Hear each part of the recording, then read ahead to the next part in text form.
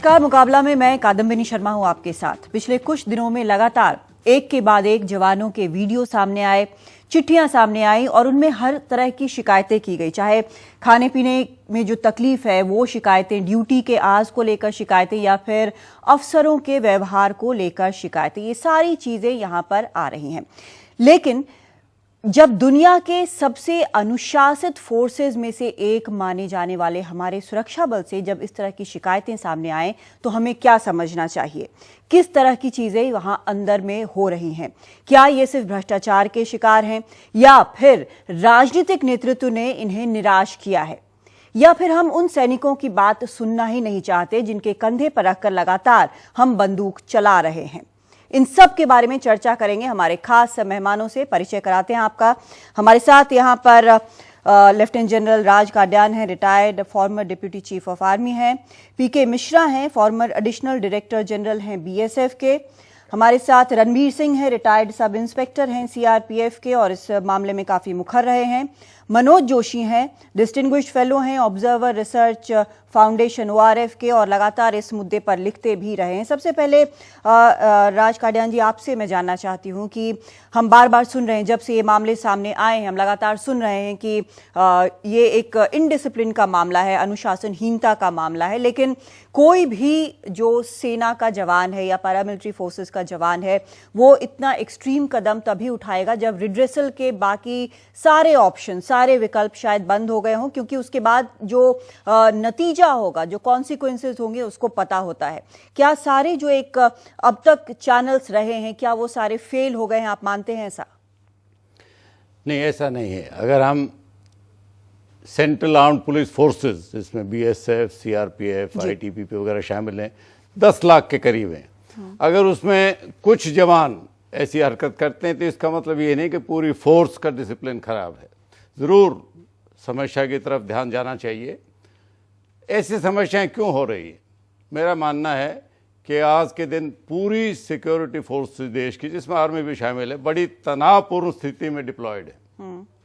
इसका security forces सिर्फ स्थिति को काबू में रख सकती हैं, उसका हल नहीं ढूंढ सकती। हल ढूंढना चाहिए पॉलिटिशियंस को। उस तरफ कदम बढ़ाएं ताकि वो डिप्लॉयमेंट जो है वो थोड़ी सी सेफ रहे। वरना ये जब आप 24 घंटे लाइफ थ्रेटनिंग सिचुएशन में आप रहेंगे तो आपकी मानसिकता पर जरूर असर पड़ेगा।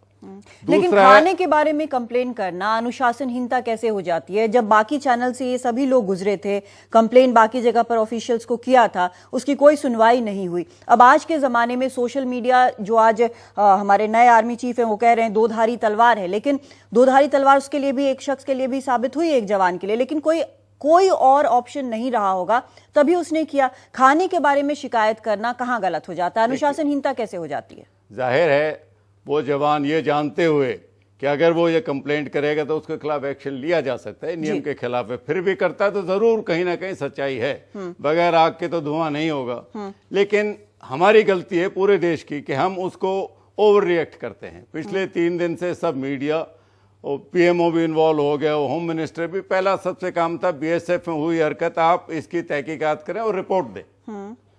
उनको मौका नहीं दिया। बीएसएफ की भी गलती है। सबसे पहले जब उन्होंने रिएक्शन दिया कि ये तो शराबी था, इसका ये था, वो अगर सही भी है तो वो मौका सही नहीं था। ठीक है, उनका काम था हम तहकीकात करेंगे, वरना फिर उसमें पूरी फोर्स में खलबली फेंकती है। दूसरा, ये आपने खुद कहा तो धारी है। मैं तो समझता हूँ अगर मेरे हाथ में, इसको बंद किया जाना चाहिए सिक्योरिटी फोर्सेस के लिए। सोशल मीडिया का इस्तेमाल, इससे जो घर की समस्याएं हैं, पहले जिसको चिट्ठी लिखते थे, मैं साथियों से बात कर रहा था, 9-10 दिन लगते थे। अगर माँ मर गई है, जब तक चिट्ठी मिलती थी उनका 13वीं भी हो चुकी होती थी। आजकल वो आधे घंटे में, कभी पप्पू को बुखार आ गया, कभी मुन्नी की रिपोर्ट ठीक नहीं आई, तो वो तनाव भी उसके पास जल्दी जल्दी पहुंचता है। कम्युनिकेशन के फायदे भी, लेकिन उसका नुकसान भी है। ये सब बातें उसको ऐड करते हैं। कुछ समस्याएं अगर आप वीडियोस को देखें, खासकर सीआरपीएफ के लड़के पर्सनल है, वो कहता है हमारी जमीन किसी ने दबा ली है, कोई मेरी मदद नहीं कर रहा। तो वो बातों का दबाव जो है, इसमें सिविल एडमिनिस्ट्रेशन भी शामिल है, उनका रिस्पॉन्स जब कोई शिकायत आती है वो रिस्पॉन्स ठीक नहीं होता या टाइमली नहीं होता, कोई नहीं सुनता है। रणवीर सिंह जी, आपका जवाब इस पर हम चाहेंगे। जैसा यहाँ राज कल्याण साहब कह रहे हैं, बहुत ऊंचे पद पर रहे हैं, अंदर से लेकर बाहर तक देखा है, इस तरह की चीज जो कह रहे हैं कम्युनिकेशन की बात है, मोबाइल बंद होना चाहिए, कम्युनिकेशन होता है इसलिए तनाव होता है, अब तक काफी वर्षों तक ये सिचुएशन था। क्या आपको लगता है कि ये जो इधर उधर के तनाव हैं उसके कारण इस तरह की शिकायतें आ रही हैं? माननीय प्रधानमंत्री मोदी जी का डिजिटल युग का, जिसके कारण सरहद से एक जवान ने अपनी प्रधानमंत्री तक वो फरियाद पहुंचाई, तो ये बधाई के पात्र हैं जवान, क्योंकि हम जवान जिसको ORS बोलते हैं, मैम आपके लिए बताऊंगा, ORS का मतलब others, ORS ranks, lower rank, सिपाही, हवलदार, जो मेन रीड है। डॉक्टर के पास जब आप जाते हैं तो वो बच्चे को डिसेंट्री लग जाए, वो बोले कि भाई ले ये पुड़िया ORS का घोल है। ये लोग, वो ऑफिसर्स जो हमारे जवानों को, मैं यहाँ वो नहीं कहना चाहता, लेकिन इन्होंने हमको बहुत ठगा है। चाहे वो जर्नल हो, चाहे डिजीज हो, तू चल में आया, खासकर अर्धसैनिक बलों में, जहां IPS पिछले 1-2 पोस्टिंग, जो लास्ट पोस्टिंग होती है उसके लिए मस्ती के लिए आते हैं, चले जाते हैं। मैं आपसे ये जानना चाहती हूँ कि समस्या कहाँ पर है? क्या अफसरों के लेवल पर समस्या है, पूरे सिस्टम में समस्या है, या आपको लगता है कि जो राजनीतिक नेतृत्व है वो आपके साथ नहीं आया है? नहीं, राजनीतिक नेतृत्व नहीं, यहाँ तो हमें अपनों ने ही मारा। हमारे ऑफिसर्स जो है, जवान रोज सुसाइड कर रहे हैं, रोज आपस में मरे। CISF के जवान को आपके मात्र 30 दिन की छुट्टी मिलती है, क्यों? जबकि पूरी अर्धसैनिक बलों में जितने भी सेना है उसमें 60 दिन की छुट्टी है। तो ऐसा क्यों? क्या ये 30 दिन जवान जिसकी शादी नहीं हुई, वो 30 दिन, 5 दिन जाने के, 5 दिन आने के, वो कैसे वो होगा? हमारे ज्यादातर आत्महत्याएं छुट्टी के कारण हो रही है। एक जवान ने, आज पहली बार इतिहास में ऐसा हुआ कि जब किसी जवान का वीडियो वायरल हुआ और वो हकीकत थी, उसमें उन्हीं लोगों को जो है अब ऑफिसर्स छुपा रहे हैं। हम DG साहब को भी मुबारकबाद देंगे CRPF के, जिसने अपने जवान को कहा कि यस, वो जवान का वीडियो जो है उसमें सच्चाई है, डिस्पैरिटी हो रही है। ठीक है। PK मिश्रा जी, आपसे मैं जानना चाहती हूँ कि यहाँ पर जो रणवीर सिंह जी बोल रहे हैं, और कई लोगों में ये मानना है कि जो करप्शन है वो इतना रच बस गया है पूरे सिस्टम में कि उसकी कीमत जवान चुका रहे हैं। एक सिस्टम जो चल रहा है, इतने अच्छा सिस्टम ये कोलैप्स नहीं हो सकता है। सिस्टम का कोलैप्स मत समझिए। जो ये इंसिडेंट्स हुए हैं, ये फोर्स जो है कम से कम 2.5 लाख का फोर्स होते हैं, और उसमें डेफिनेटली ये एक केस नहीं, शायद 100 या 150 केसेस ऐसे होंगे। लेकिन इसका काफ़ी पहलू है। कोई जगह पर एडमिनिस्ट्रेटिव फेल्योर, ऑपरेशनल फेल्योर ये जरूर होता है। ठीक है। लेकिन मैं पॉलिटिक्स साइड को नहीं जाऊंगा कि पॉलिटिकल फेल्योर है या नहीं, गवर्नमेंट का फेल्योर है या नहीं। डिपेंड करता है लीडरशिप के ऊपर। जवान उस लीडर को पसंद करेंगे जो लीडरशिप यानी कि जो अपनी सेना में अपनी फोर्स के जनाब खड़े हुए हैं। He is from army, the jawan have full respect for him. ठीक है। Here is a person from CRPF. I don't think he will be having full respect for his seniors because they don't belong to him. Here is a person who belongs to this force. My boys will listen to me. But definitely my Sir, boys. Hindi में please. You got the point. बड़ा clearly मैंने बताया. Problem है paramilitary forces में कि paramilitary force जो है they are not commanded by that cadre officers. अच्छा, आज तक नहीं हुआ। बाहर से अफसर लाकर बिठाए जाते हैं पैरामिलिट्री फोर्सेस में। असल समस्या वही है, कनेक्ट नहीं है, जो कनेक्टिविटी आ नहीं सकता है। बॉर्डर में जो ट्रूप्स हैं, जो इंडो पाकिस्तान बॉर्डर में बैठ करके 10,000 से 14,000 फीट हाई अल्टीट्यूड में बर्फीला तूफान के ऊपर रात में night vision camera, thermal imager camera देकर के 11 घंटा ड्यूटी देते हैं, उनको वही समझ सकता है कि क्या खाना देना है जो उनके साथ 4-5 साल गुजार चुका है। जो अरविंद सिंह बोल रहे हैं, डिस्पैरिटी बहुत है। पूरे पैरामिलिट्री फोर्स, शायद आप लोग सब सुन रहे होंगे, पूरे पैरामिलिट्री फोर्स 2004 में, शायद आप में से भी बहुत ज्वाइन करेंगे बाद में, आप लोगों को या जितने पैरामिलिट्री फोर्स के ऑफिसर्स हैं, सूबेदार हैं, कांस्टेबल्स हैं, उनको पेंशन नहीं मिलता है। Shocking affairs. कल शाहनवाज हुसैन सुन के तंग रह गए कि ऐसा इतने बड़े फोर्स 10 लाख के फोर्स हैं जिनको गवर्नमेंट उनका पेंशन बंद कर दिया है। किस तरीके के आप कमांड करेंगे, कैसे आप वेलफेयर देखेंगे? कई इशू हैं। बहुत बिल्कुल issues हैं। मनोज जोशी जी, आप लगातार issues स्टडी हैं। करते रहे हैं, देखते रहे हैं, जो ये इश्यूज है इसमें कई सारी चीजें अब आ गई हैं और एक एक्सप्लोसिव सिचुएशन हो गया है।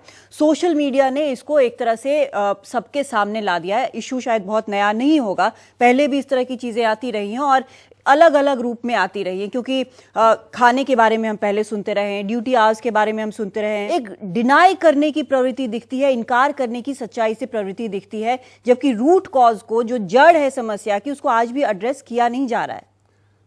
देखिए, जो हमारे जो पैनलिस्ट थे इन्होंने कहा है सब में सच है जी। और इन्होंने ये मुद्दे जो आपने सामने रखे हैं, पेंशन का मुद्दा है, खाने का मुद्दा है, कमांड कंट्रोल का मुद्दा है, ये तो सब सामने आ गए हैं। पर मैं एक और चीज कहना चाहूंगा, सोशल मीडिया की बात कही आपने। देखिए, आजकल एक ऐसी भी टेंडेंसी आ गई है जिसमें जो जवान है उसके बारे में कहते हैं, जो एक ये कथा चलती है कि आप लोग डिमोनेटाइजेशन की लाइन पे खड़े हैं, जवान वहां पे सरहद पे हैं। तो ये उसका पॉलिटिकल मिसयूज जो हो रहा है, जवान के कंधे पे से पॉलिटिकल गोली चलाई जा रही है। जितने भी संस्थाएं होती हैं, चाहे आपका स्कूल हो, चाहे आपका ऑर्गेनाइजेशन हो, चाहे आर्मी हो, चाहे पुलिस हो, वहां पे कुछ लोग होते हैं थोड़े बिगड़े होते हैं। हर संस्था में कुछ लोग होते हैं, ज्यादातर लोग भले होते हैं, पर कुछ लोग होते हैं टेढ़े होते हैं, उनकी नीयत खराब होती है, इनडिसिप्लिन होता है। तो अक्सर ये चीजें जो हैं सोशल मीडिया के जरिए से ये थोड़ा सा उभर के आ रही हैं सामने। ठीक है। अब जो है तेज बहादुर ने एक इल्जाम लगाया है, खाना मेरा ठीक नहीं था। अब ऐसा इल्जाम तो हर संस्था में, आप मेरे ऑफिस में आ जाइए, मैं आपको कल कहूंगा कि ये बाथरूम जो है लीक कर रहा था और यहाँ कोई कुछ नहीं कर रहा है, पर अगर मैं उसको वीडियो में निकाल दूं तो ये तो बदतमीजी है। क्योंकि देखिए, हर ऑर्गेनाइजेशन में एक प्रोसीजर होता है, प्रोसेस होता है, ग्रीवेंस रिड्रेसल का प्रोसेस होता है। आर्मी तक तो ये भी हो गया है कि अब आर्म फोर्सेस ट्राइब्यूनल खड़े कर दिए गए हैं, ताकि अगर आपके एक बड़ी समस्या होती थी प्रमोशन की।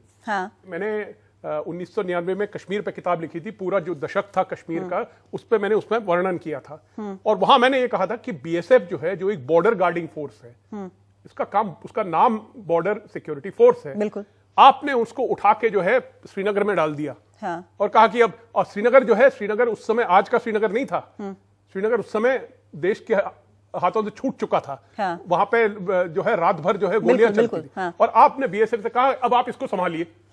अब उसकी ट्रेनिंग जो है बॉर्डर गार्डिंग फोर्स है, आप उसको वहां डाल रहे हैं। तो जो मिसयूज, जो दुरुपयोग हुआ है, और ये दुरुपयोग डेली होता है। मतलब अगर आप सीआरपीएफ को देखिए, बेचारे वो तो वैसे तो बड़े कठोर लगते हैं, हमने भी सीआरपीएफ के स्टूडेंट एक्टिविस्ट के तौर से हमने डंडे खाए हैं सीआरपीएफ के। पर इतना मैं कह सकता हूं आपको कि जिस तरह से उनका इस्तेमाल होता है, कभी वो जो है कहते हैं वीआईपी गार्डिंग करिए, कभी आप जो है बैंक गार्ड करिए, कभी आप वहां माओइस्ट से लड़िए, जो कि एक हाई लेवल इंसर्जेंसी जो है वहां पे लड़िए, कभी आप कहते हैं कि कश्मीर की घाटी की जो समस्या को सुधारिए। तो देखिए, हर ऑर्गेनाइजेशन में ट्रेनिंग की जरूरत होती है, रेस्ट की जरूरत होती है। आर्मी में क्या होता है सिस्टम कि जब आर्मी की डिप्लॉयमेंट होती है कहीं आर्मी की बटालियन की, तो कुछ टाइम के बाद उसको पीस स्टेशन में लाया जाता है।